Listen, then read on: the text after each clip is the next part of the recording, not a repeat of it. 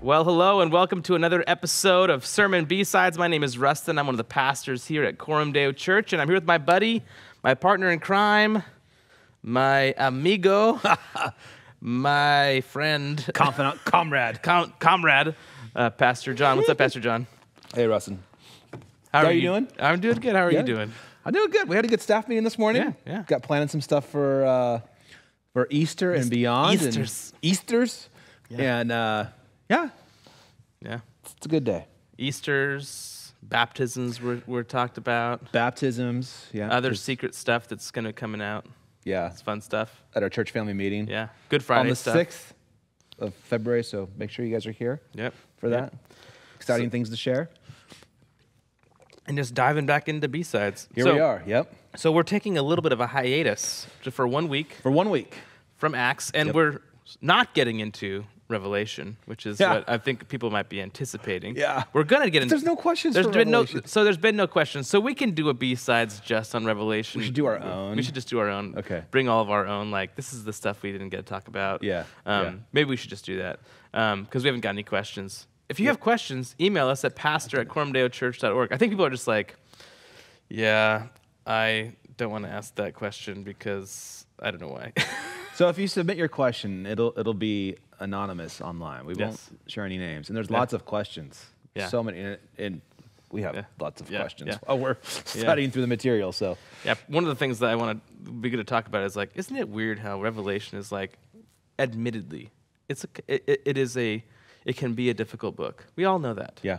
But, like, it's also a book that many people are super dogmatic about. Mm-hmm. It's like, okay, well, I think it's really important. Yes. But there are things that are like, you know, we're trying our best, and everybody's just trying their best, but some people who are trying their best make it sound like, this is it. Yes, with a chart. Yes, with a chart, with a graph behind them, and we've got to figure it out. That's your first sign. Yeah, and anytime, you know, somebody says, no, we got the date wrong, it's actually 40 years from now when I'll be dead, that's when you know. Yeah. Wait a minute. Maybe not. So anyways, we're not talking about Revelation, we're not talking about Acts today, we're going to be talking about something somber, something deep, and actually very more urgent than we give it credit for, which is abortion. Sanctity of life. Yeah, sanctity of life and abortion. And, and I don't, you know, you opened up the sermon by talking about Genesis, being made in the image of God. Yeah. And how that really is where we understand the value of human life. Yeah. Is the one in whose image we are made. This is, you know, there's a lot of things we could go down, talk about sanctity of life. Yeah. You know, there's a lot of criticisms against the Christian position on sanctity of life that I think are pretty unfounded that we could talk about too. Yeah. I don't even know where you want to start, because we could just dive in, or we could just... I think it's important to establish, like, a baseline. Yeah. Like, anytime you're talking about ethics or issues of morality and, like, anthropology, you need to clarify when you use the word human being or person, what do you mean? And because however you answer that question, that is going to determine everything when it comes to how you think human beings should interact, what's right, what's wrong, what is consistent with human flourishing, what is not, right? So just generally speaking, if you buy into human beings basically being kind of a mistake. Protoplasm. Yeah, you had the you know, randomly the right kind of stuff occurred. Got shooken up just right. Came out of nothing. You had the right amount of time. Excuse me. The you know, surrounding circumstances were just perfect so that human life just accidentally appeared on the stage, right? Yeah. If that is your anthropology, then there is nothing inherently unique or valuable about human life. It just is, right? It just showed up. Human life is the same as, you know, the little ants that I'm sure are under the plants outside. There's, you know, we're all kind of coming from the universe. We're all kind of coming from dust. It's just time and chance. And if that's all human beings are, then, and if the story is a story of civilizations advancing by the strong dominating the weak, then there's no moral objection to the strong dominating the weak. Yeah. And human beings are just another equal part of what's around. It's kind of inescapable to then say whatever is right. Right. Yeah, and there's two things that happens when you say that humanity is just the product of accidents. One is that you lose like any hope for value or meaning. Yeah.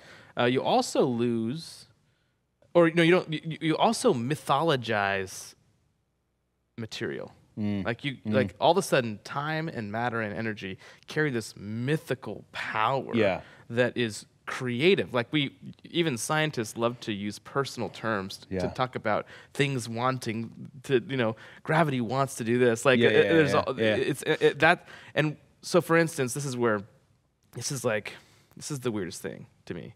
The human brain, okay, has the computation power of a zettabyte of computer crunching power. Okay, a zettabyte is if you add up all the computers in the world and their computational power. Okay, and you say how much energy does it take or how much data does it produce? Right, sorry, not energy. How much data crunching does it do? It's about a zettabyte of data. Okay. I think that's on a daily basis. Okay? All of the computers. Yeah, all the computers tied together, which is like an insane amount of data. Okay, and the human brain does that on a daily basis. But the computer is fueled by massive amounts of energy, like so much that you have to like run coolers all the time to keep them going. Efficiency. The human brain runs on potato chips. Yeah. It's like, it's like, what?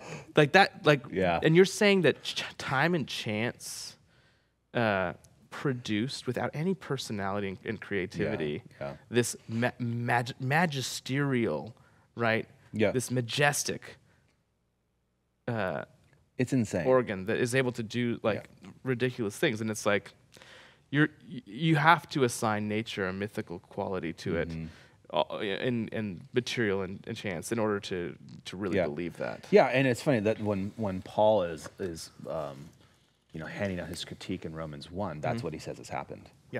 You are worshiping the creation. You've deified creation because you've rejected the Creator. And when you reject the Creator, you reject His image bearer. Yes, and that's what Sanctity of Life is trying to expose. Yeah. So in a historical Christian biblical worldview, like when you're talking about a human being, we believe that all human beings are made in the image of God. Like that's the first thing we learn about human beings in Genesis, in the creation account, right? In verse 27, it says, "So God created man in His own image. In the image of God, He created him, male and female. He created them." So that is, and one of the things I was trying to briefly point out on Sunday was that we live in a world that is beautiful. It's like you see mountains with snow on them. It's breathtaking. There's all sorts of amazing animals and critters. You go to the ocean and you watch the waves come and you go out and play in it. And there's just incredible power. So we're surrounded by power and beauty and creation, and yet none of the creation bears the image of God. Yeah. That is a unique honor that God has placed upon human beings, upon all human beings, regardless of male, female, regardless of race, regardless of socioeconomic status, regardless of born and unborn. Yeah. Like that's the baseline. God makes all people are made in the image of God, and therefore they inherently possess quality. They possess value. So much so that to to violate that value, to transgress that value, or to take a human's life is to do violence not just against the human, but the God whose image they bear, which is why in the Noahic covenant, and you have standards of justice that if you do that, that is such a grievous act against not just the human being, but against God himself, that your life becomes forfeit. Yep. So we have this. I want to dig into that a little bit, because that's one of the criticisms you'll hear. Yeah, People who are pro-life or against the in vitro murder of the preborn, right, are inconsistent. Right. Because it's also a lot of the same people are for the death penalty for capital punishment and stuff. Now, what's weird is that the Bible doesn't seem to see that as an inconsistency at all. Well, yeah, and when that argument is presented, that argument is conveniently presented without the victim of murder, right? Yeah. So you have the murderer, you're talking about his life, or his or her life, and how can you take that if you're pro-life? Yeah. But the person who had their life taken from them, and the family and the friends and the people that were affected by that, they are never part of the equation, right? Yeah. And you have to put them together and go, this person lost their life. This mom and dad lost their son or their daughter, or this son or daughter lost their mom and dad, or whatever it was. There is a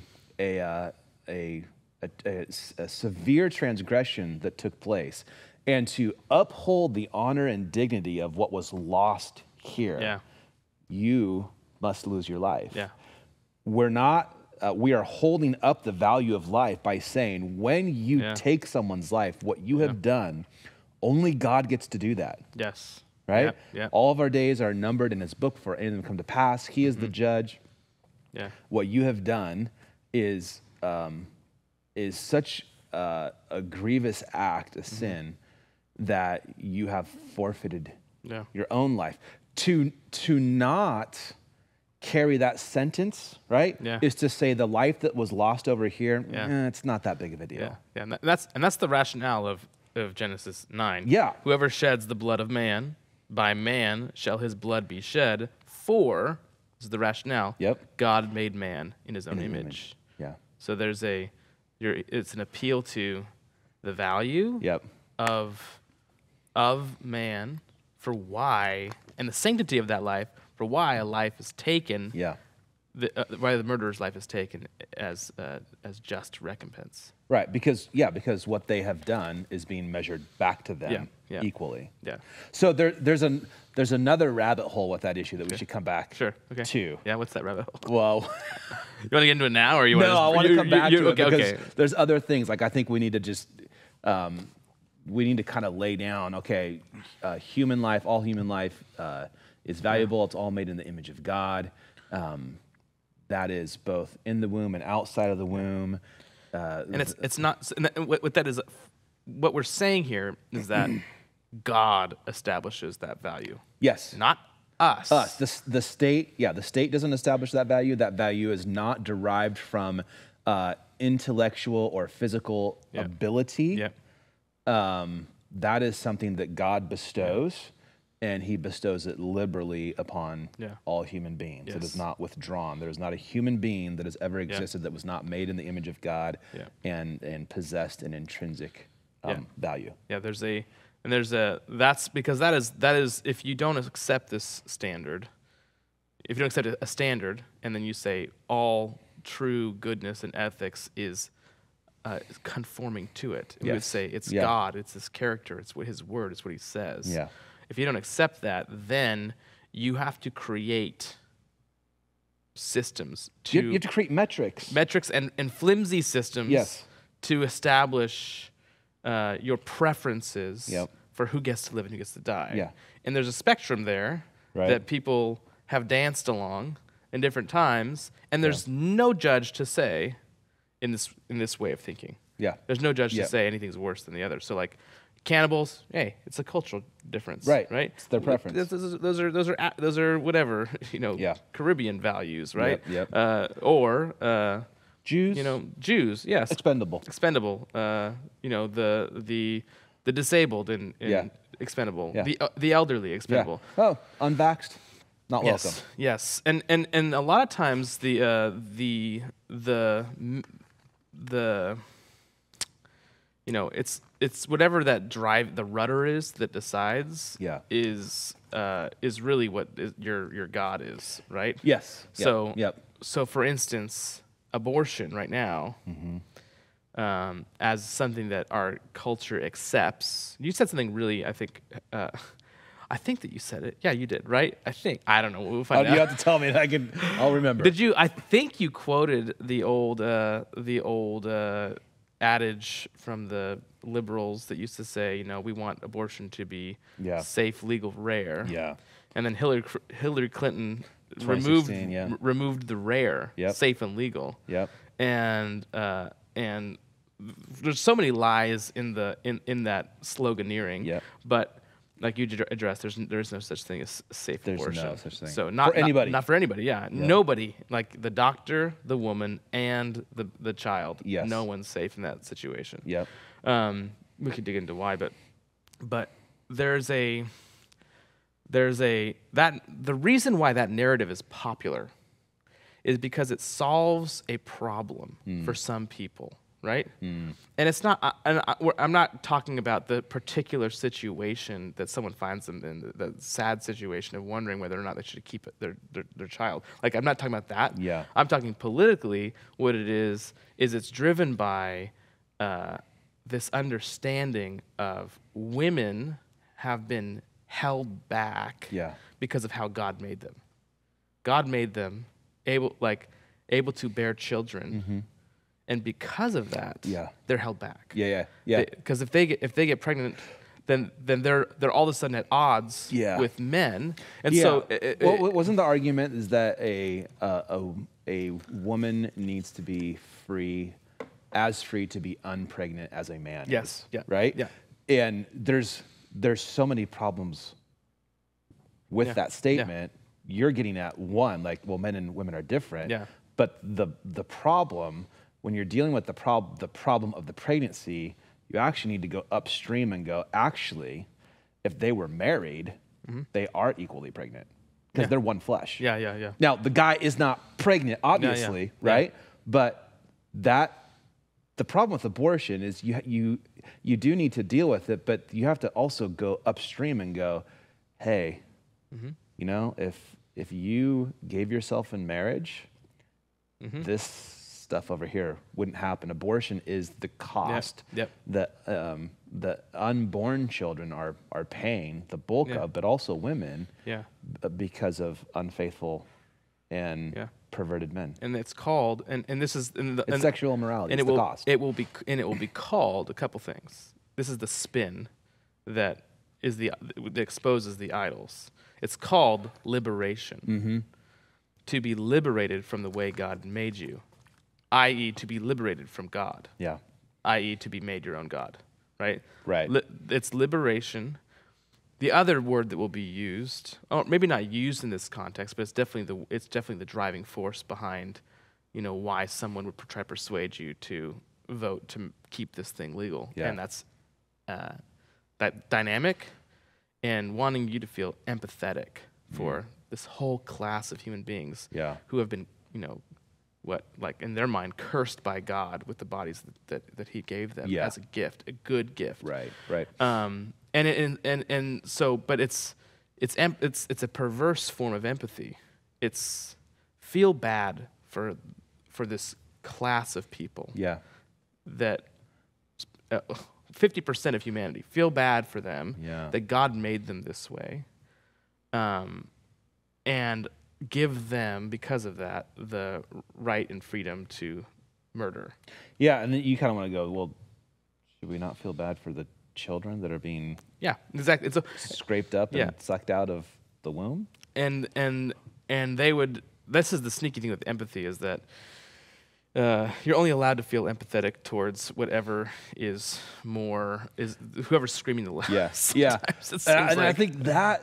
So we kind of talked about this a little bit before. I think this gets to one of the big issues and concern and beefs that you and I both have with it, is that all people are made in the image of God.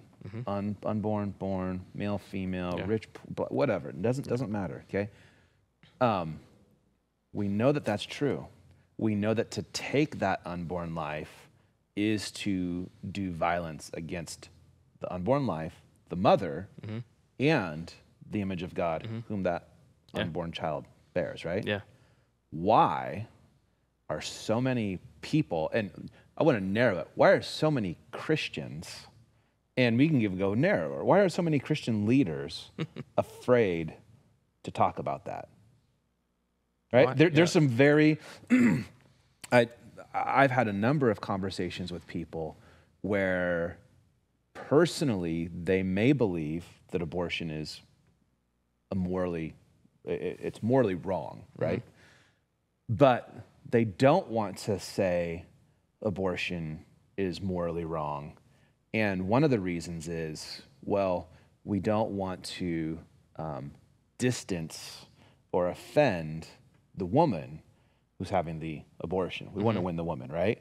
And part of me goes, all right, so let's say it's not abortion. Let's talk about racism. Would anybody ever say, we're not going to talk about racism because we don't want to offend the racist? Yeah. And so we're not going to talk about it so that we can maintain that relationship and then hopefully, right? Yeah, no. Does anybody do that? But the reason why that would never, the reason why that would never pan out is because in the minds of the people that are doing this gymnastics is that the racist is an oppressor. Because the racist is always white. Yeah. Okay? Right. So the racist is an oppressor. He's always white. So we can call him out. Okay? Yeah. Now, women are oppressed. All women are oppressed. Are oppressed, yeah. Because of how God made them. Yeah. So we can't call them out. We can't call out the problem that they. I think that's the rationale that's lurking behind that. Yeah. Like that's the weird moral system we've created. Yeah. Where we are willing to overlook things because we see that class of people as being oppressed. Yeah. And I think and does that make sense? Yeah, no, I do think there's some of that. I also, part of me just thinks, I think that there's cowardice. Sure. People don't want to say things that are controversial. I think they've also bought into, this is part of what you're getting at. There's this, abortion is a political issue, and so Christians shouldn't, it's politically divisive. Well, yeah. It's politically divisive because it's going after it is offensive to a whole swath of people on one party. Yeah. But it's offensive because they've built up this narrative that says this is a right and a righteous thing. It all comes back to what is your standard? Yes. Yeah, right. Yep. And then the appeal to break your heart over the fact that there are sad situations, right? Yes. And I think that you can. This is the thing that I think is really sad is that the way that they think about it makes it so that you can't actually care for people who are in those situations and also work as hard as you can to end abortion as a legal practice. And I'm like, yeah, you can. You actually can. Yeah. You can. There's a lie that is repeated over and over and over again, and that is that, Christians who are pro-life, which, like, I think all Christians, You'd hope so. if you're a consistent Christian, you're pro-life. They don't care about life outside the womb. Yeah. You only care about Because obviously, they're for the death penalty. So. Yeah. And I've heard that. I've seen that posted so many times. And I'm like, you don't know any Christians. Like, I know in our church, there are numbers of families who are adopting, are doing foster care, are helping to support young pregnant women, are working in our community towards that. Like, that's not true. Like, caring for life is caring for all of life. Yeah. That doesn't mean, and I think this is where people on the left will go, well, why don't you want to support all these government programs? And like, whoa. Yeah. Now you're talking about strategy. Yes. Right? Yeah, yeah. Is that the best way to go about doing it? Strategy, and also potentially the question of justice there, Yeah. too. And what is the state for? Right. Like, there's all kinds of questions. But you and I know countless, like, Oh, yeah. couples, families, Yeah. individuals that are dealing with the wholeness of the issue, not just in either speaking out or Yeah. advocating or whatever for the unborn, but for adoption, for foster, for young mothers, the whole thing. Yeah. And it's just, when you hear that, you only care about kids until they're born. I was like, that's not true. Not true. That's not true at all. That's a lie Yeah. from the left. And it's a lie because there's a certain, in some people's minds, if you don't want the government to do it, then you're against it. Right, yeah. You're against the action being done. Yeah. If you don't think the government should be a monopoly on caring for the poor, or you don't think that should be subsidized that way, Yeah. but you think that you actually think that it can be done much more efficiently, much better when, like, for instance, like, I can think of a couple people that I'm like, if they could keep all of their taxes and use it to care for the poor and their neighborhoods, they could use it way better than the government. The government is the most inefficient, Right. Financial waster ever. Yeah. Okay. It's absurd. And so, and also when you look at, like, if you look at the data, I don't want to get into politics, like the right-left thing, but this is an interesting. This is another chink. I know where another you're going. chink Yeah. in this is that Yep. the data for how many people give charitably to causes that care for the poor is astronomically higher. Well, several percent Yeah. higher on people who You're not vote. talking 3 or 4 or 5. It's like It's like 10. 5%. It's like, and that's significant in the scheme of things. I mean, meaning there's more charitable giving towards these things on the side of people who also tend to vote against the government doing it. So it's Yeah. like, By the way, they're also paying their taxes. yes, exactly. On top of that, and so it's a question of strategy, to your Yeah. point. Yeah. But I think that one of the things that narrative needs to just check on itself is that, no, if you don't think the government should do it, does not mean that you're not for these things happening. Right. And there's actually good reason to think that the government doing it actually leads to further societal disintegration. Yeah. Like, you don't know your neighbors because you're not trying to. Right. You don't need to. Yeah. It's actually a lot easier to not get married or to not have children if you can pursue abortion. Like, it's it's a lot easier for the man to not feel committed if he knows that he's not has any responsibility. Yeah. Right. It Right. promotes sexual morality. It promotes fatherlessness and or people not getting married as well. Like, Yeah. So and that leads to further disintegration. Right. So, but one of the so you kind of talked about this a little bit here. You hinted at it, but the biggest criticism that I hear from people that would say, I think it's a morally terrible thing, and whatever. The biggest appeal I will hear from them is that there's a pragmatism to, so like in their minds, what's the most pragmatic way to reduce abortions versus ending it, versus working to make them not legal, right? Yep. So we want to speak at all to your thoughts on that, because for instance, I think that some people who would say they're against abortion would also maybe say they're more prone to voting for people who are for abortion, because those are the same people who are promoting government programs, and so like the idea that the programs plus, the programs and whatever leads to more or less need for abortions, right? Yeah. I think it's actually at root a lie. Yeah. And I also do not think that this discussion should be is something you want to bring pragmatism into. Yeah. I've had those conversations that say, hey, when you have pro-abortion presidents in the White House that the Guttmacher Institute and all the studies will tell.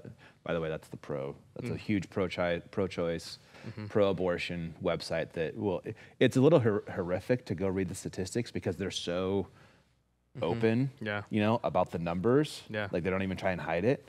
But we'll say, hey, we've got pro-abortion presidents in the White House, and whenever that happens, it seems like the abortion rate goes down, so we're for that, right? And that's the pragmatic. It's actually every president in the White House that goes down a little bit because it's actually just been going down. Yeah, that's true. Well, there was a time where it looked like, it was under the Clinton administration that it started to go down. Yeah. But the issue is the pragmatic approach to it. So if you took out the issue, again, abortion, and said, this president is a blatant racist, but when he's in office, seems like things go well. Yeah. Right? No, you would go, well, that doesn't matter because that's evil. Yeah, yeah. Right? And so with pragmatism, if that type of pragmatism leads you to not call out the evil as evil, then you're buying into a lie. Yeah, yeah.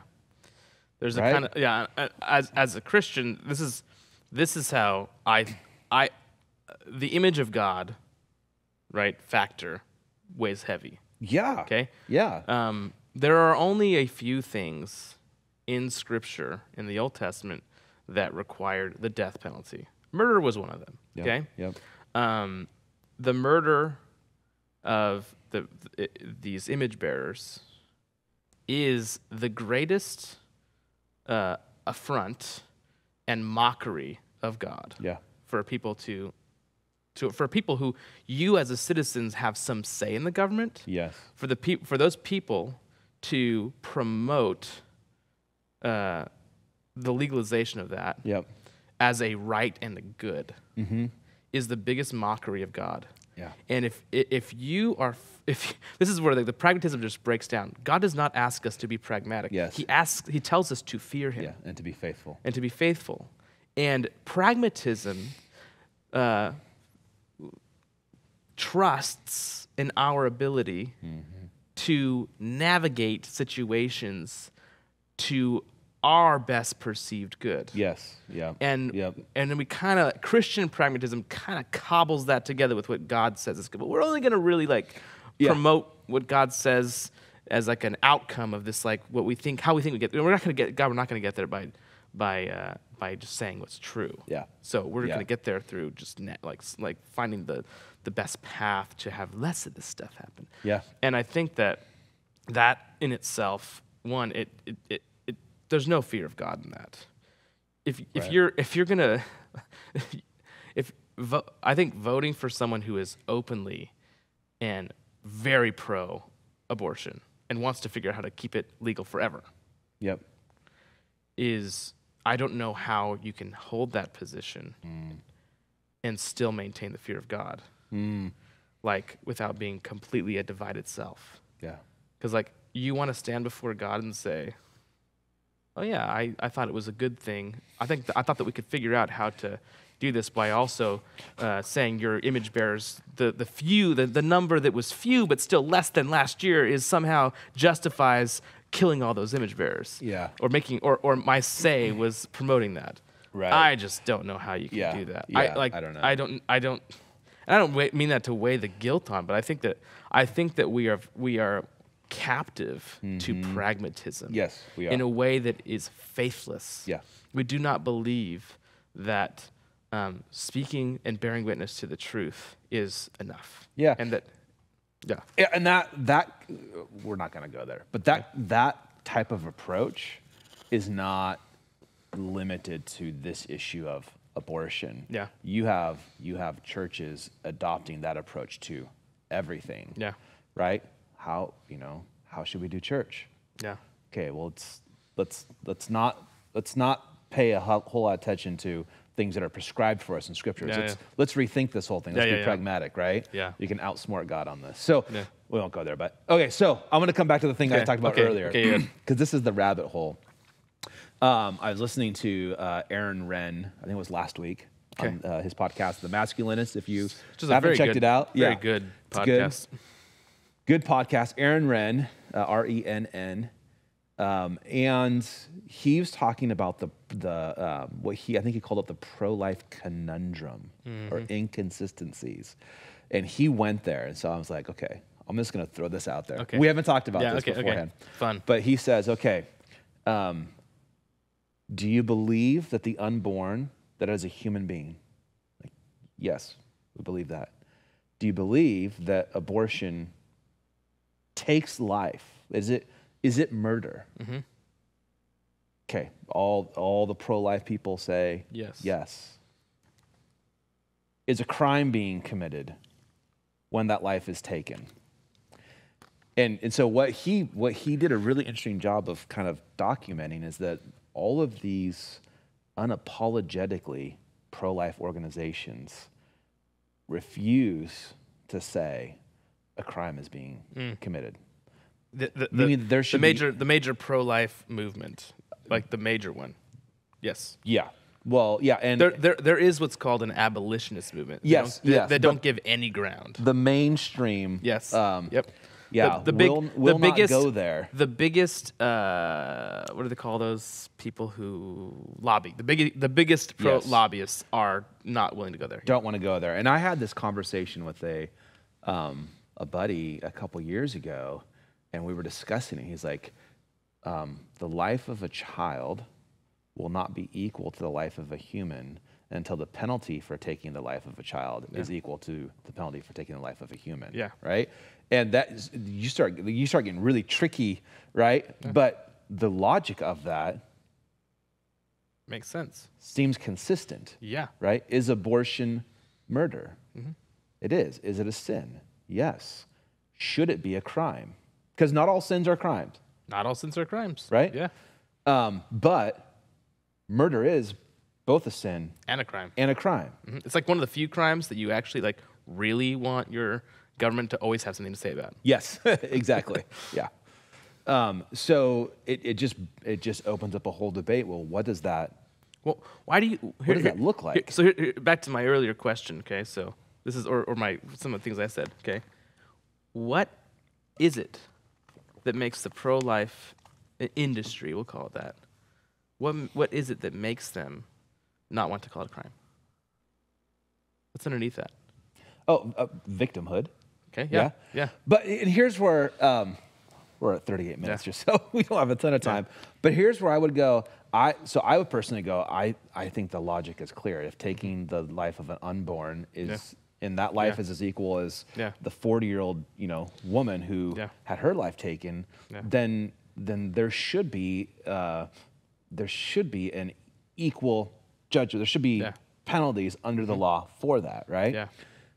The one caveat I would make is that I think there is a sense in which the woman who's going and getting an abortion, in a sense, is a victim, and it's in a limited sense. And here's why I would say it: because the whole world around her is telling her this is good and this is right. It's deception. There's deception. And so part of me is like, that's not the case for the person who goes and, takes somebody's life. They're not living in a world in which actually if you just go to the clinic down the road, they'll take that life for you and it's totally good and the government will pay for it, right? Yeah. There is a sense in which women are being played by our government, by the state, by the culture, by men. And I think that where we're at right now, I would go, and I don't know how to do this, but I would want to be able to take that into account. Yeah. And I would say if you, and I heard, I think it was another pastor was saying this about a different issue. If you change the law, abortion is murder, right? And you fast forward 30 years, and that law is on the books, and all the clinics are shut down. Yeah. And a woman goes and has an abortion. To me, that feels like a very different situation than it is today. Right? Yeah. And I think that situation plays into how do you deal with that criminally now. Yeah. And I think that would look different than how you would deal with that criminally. Does that make sense? Yeah, well, even today, there's a difference between manslaughter and murder. Right. And the difference is intent. Yeah. Right? And so right now, intent is difficult when you're being deceived. Yes. Right? Yes. But whoever's deceiving you to murder somebody is usually responsible. Yeah. Right? Yeah. So it reminds me a little bit of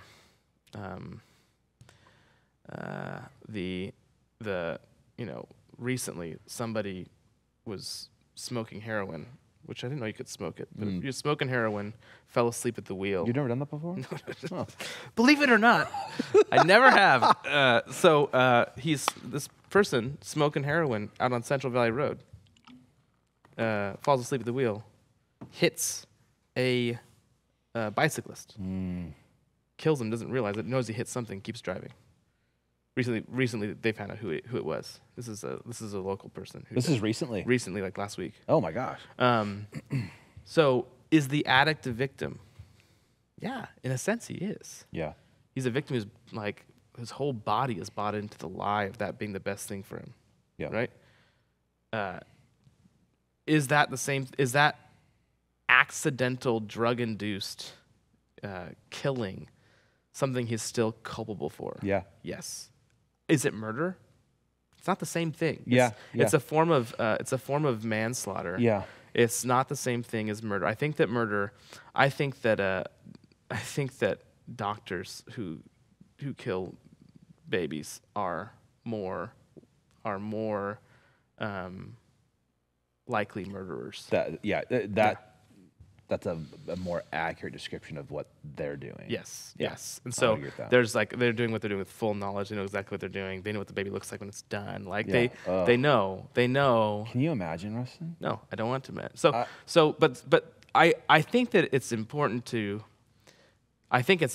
not have that be off the table, because you cannot be consistent without the idea of it being a crime. I agree. And I think you also have to understand, wisdom. We want our rulers to be wise, meaning to be able to navigate and discern situations. Yeah.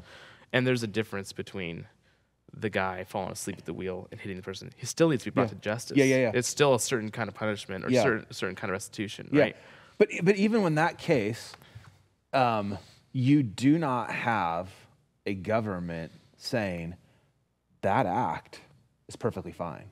No. Now they're saying, at least in our state, you want to smoke heroin?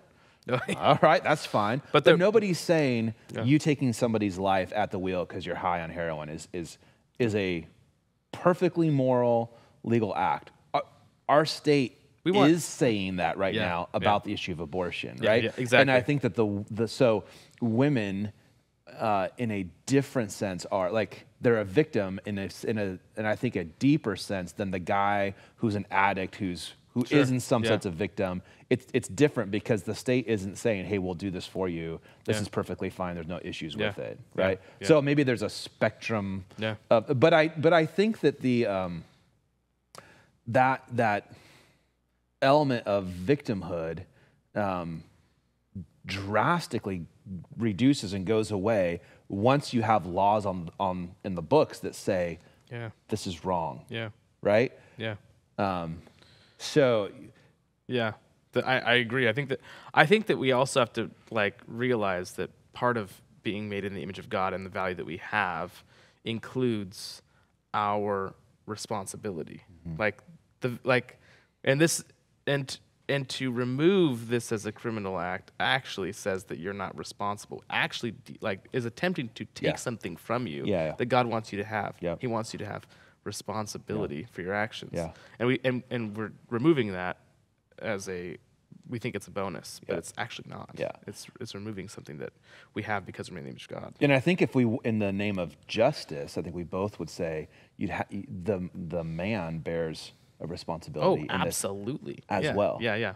But also, what about the man who doesn't even know he has a child? Right. But I think that happens a lot more frequently. Yeah. And there's a justice issue there too. Yes. So, but yeah, there's a lot of people who they think they're punching the pro-lifers when they say this, and I'm like, no, that's actually a good idea.